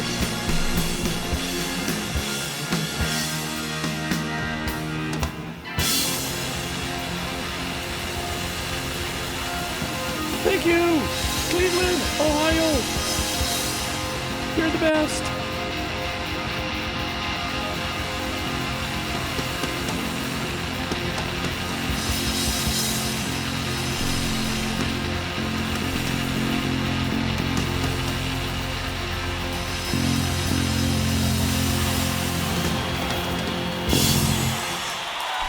I like how the bass dug into that last note there. God, it's so great to listen to this music, Lacrimosa, because for myself, and maybe I'm assuming yourself as well, the whole storyline and the history of the band with its inner turmoil as a subcontext to, you know, the music. It's like we relive every interview in our heads, learning that this one by accident slept with this one, gets married to this one, they got a divorce, and this one's still with this one, but they do this. And at the same time, they still show up to rehearsal and put out such incredibly powerful, memorable work. You know, and that to me is a testament of the human spirit as a whole. You know, if you can. I'm sure there's 90% of the people that couldn't be around a guy they just cheated with and they're married to the guy next door who's playing the bass, and you got to look over to the drummer and say this and go like this and hey, like this, and you got to be on stage. And I'm sure there were tense moments, you know, because that's some heavy emotions. But I think, as I may have written, somebody has mentioned that through the pain and the agony and everything comes this incredible artwork, you know. Yeah, I mean, exactly. That. I didn't quite catch all the lyrics, Lacrimosa, but that particular part in her voice, I didn't know exactly what she was saying, but you could just feel it. You just felt the pain, as if you just had to relive it, and then have to relive it every time you play that song on stage. You know, and everybody authentically is in there. I don't know that I would be able to get up and not off of my guitar or bass or whatever, and in the middle of a song and not pound somebody out that, you know, I caught sleeping with my wife or my girlfriend, and I got to play music next to them. You know what I'm saying? I mean, how do you manage that? You know, that's some heavy, you know. And once again, to lean into the longer solo at the end of this, when I was saying that, you know, living comfortably in these boxes in the pentatonic scale and stuff like that, and a lot of things just leaning on repetitive, you know, triplets or kind of tactical go-to pentatonic, you know, bends into phrases and stuff. There's just something so passionate about that when it's done, especially in a live performance. You know, when you know that it seems like they might be running out of gas a little bit out of repeating phrases. Is it, you know, and he came out of it, you know, how he came out of it and stuff, you know. So this was a very passionate performance, and I think that's kick-ass. And thank you so much, Lacrimosa. Really appreciate that. From a chill place at your place to a chill moment to bringing us such a chill track emotionally. Thank you. Appreciate that. And have a happy Aloha Friday, and have a great weekend, my friend. Next up, a coral reefer. So I don't know if this guy gets high underwater, or he's a microbiologist, marine biologist, or whatever, but it is a great name. That is hilarious. There you are. So, a coral reefer. We're going to be doing some OST. This is called Techtonic. If it's an FH5 exclusive. I don't know what that means. Oh, it's from Forza, so I know that's a driving game. Pass the seaweed. So here's another track. The message is to the Kados is, yes, another track again by Metrik. This song perfectly suits when you're driving 200 miles per hour on the straights, making your heart rate go up, making you hella focused. I thought that was gonna be holla. Yeah, I'd probably holla too. You know. The song is unfortunately FH5 exclusive. What does that mean? Does that mean that it was only just on that one game, or was it a DLC within that game? Because I know how to say DLC, guys, because you taught me. I'm guessing Metrik sold this song to Microsoft just for the game. Okay. Well, in the meantime, let's check this out. This is from A Coral Reefer. Let's see what we got here. All right.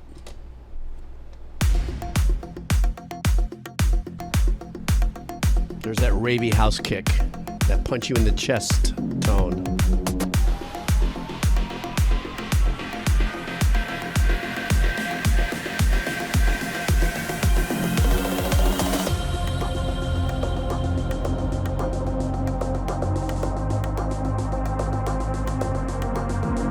Ooh, love that synth back there. That's opening up with the filters. Great sound.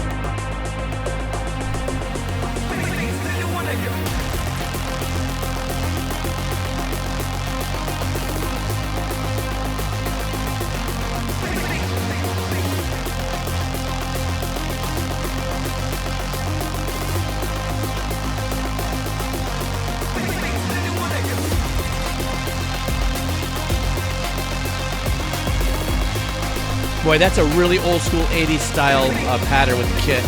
I like it. Something tells me it's going to get glitchy.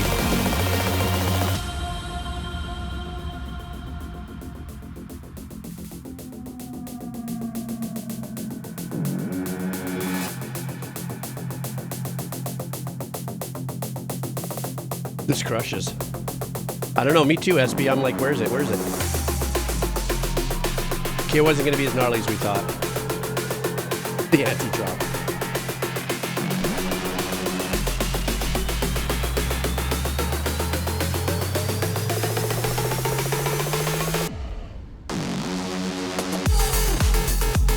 There it is. Took us a minute to get there, but...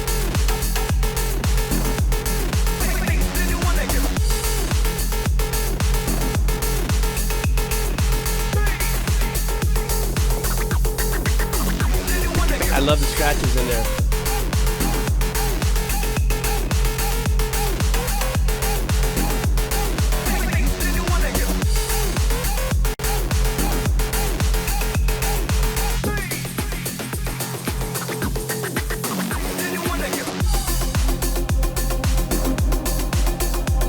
Love this. This is great. You know I'm a cornball for those ethereal vocal pads and stuff.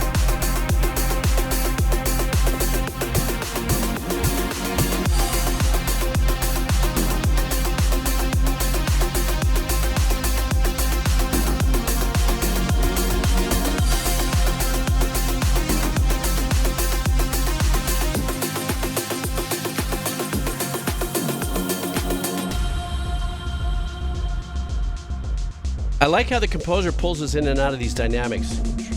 Dropping elements. Yeah, definite ding there.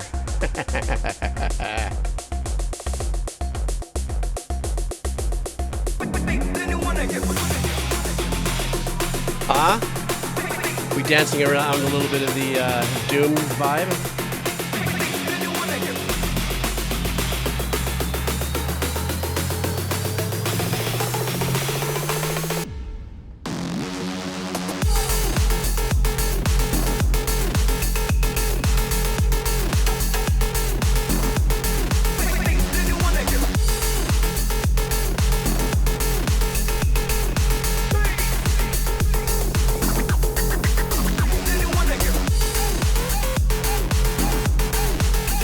I like that little hip in the glitch there.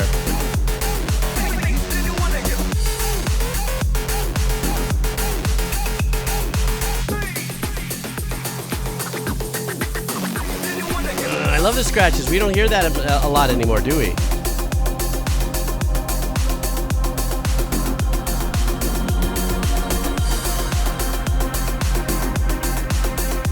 Love the pads, man. Those analog swelled out pads.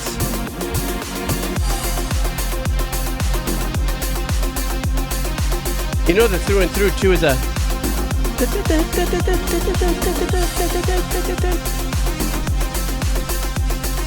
which gives us that refrigerated Phrygian vibe.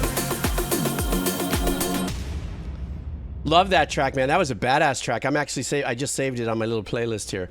I love the track, and I also love the the balance between the airy ambient ethereal pads, yet there's still a lot of that aggressive synth arpeggiation, but not too much. So for me, if I don't know at what point I'm driving here or where in the game this is happening or something like that, this is the kind of track that you can play for an hour straight, as long as the composer keeps pulling in the dynamics differently. So it wasn't like what we just heard the last, let's say, 8 bars forever, and coming in and out of the dynamics. This is a perfect driving game. And it's nice to hear the scratching, though. You don't hear any more record scratching anymore because I think that's, I guess it's passé. Nobody really does that anymore, I don't think. But it did remind me of a track I did about 24 years ago where I hired a DJ because I didn't know anything about it. I knew what I wanted, and then I played him the track. It was called Booty Groove. It was a cake track. I didn't know. Peach cake, I don't know, what do we call it now? But it was an EDM style thing, and had a dark kind of bottom to it, no pun, because it was called Booty Groove. But yeah, it was a trip. I should find that, play that for you guys at some point. That would be pretty funny. Oh, is it really? Oh shit, I'm sorry. Oh my god, did I get that all backwards? Oh my god, I'm so sorry. Oh my god, another queefy Jeeves moment. Ugh. I cannot believe that.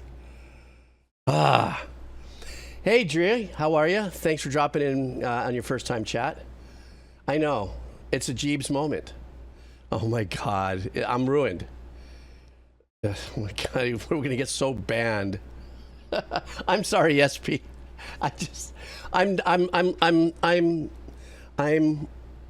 I'm not right today. I'm beginning to live my life purposefully in a not right zone, if that's okay with everybody. I know it could be risky. I know I could get canceled. I just have to surrender to my stupidity. I think that's... Oh, shit. As a matter of fact, wait a second. I'm going to look in a folder here, see if I can't find an old MP3 folder here. Here it is, stand by. As a matter of fact, I found the track. I'm going to only play a minute of it, some Jeeves lore here. It's actually called 420 Pi. Maybe I should rename it to 420 Peach. I don't know. But this is called 420 Pi because I think when I wrote this, my friend came over with a brownie shaped in a pie that was all just hashed out. And then I said, oh man, I'm gonna write a basic track. Here, I'm gonna play you just a minute of this because it's probably crappy sounding because it's 25 years ago, but let's see what I got here, stand by. Okay, are you guys ready for this? I apologize. It's called Booty Groove. Oh no, this isn't it. Or is it?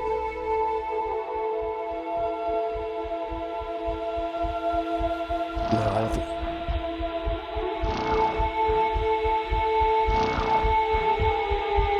No, this isn't it, but this is a funny track.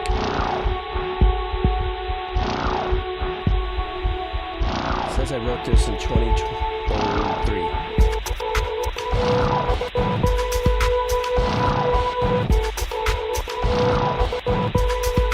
That's funny.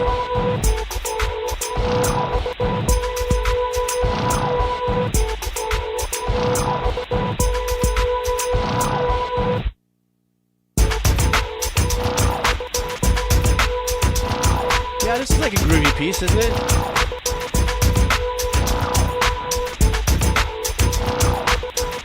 Maybe I should master this and put it out. What do you think? I was so stoned, Richter. It's called 420 Pi. Welcome to Asset theater, ready? I was so high when I wrote this.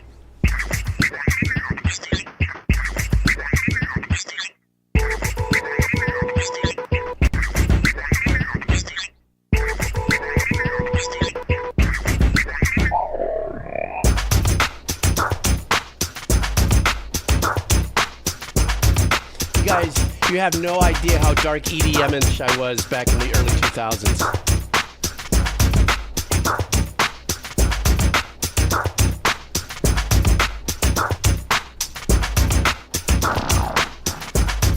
Okay, you know what I'm gonna do, guys? I promise.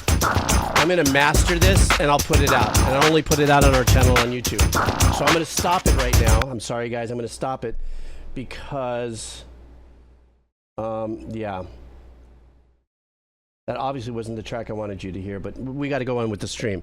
But that was funny, a funny little piece of diamond that we just kicked around. Okay, so let's get back to our stream. But I'm going to master that, and I'm going to put it out with just some funky images, and we'll put it on on the Avocado channel for all my Cados here who are experiencing that. Okay, let's get back to our stream because I could digress easily, as we can see. Jasmine, Kazi. I don't say I said Judgment Kazi. You see, I put it all together. Sorry, bro.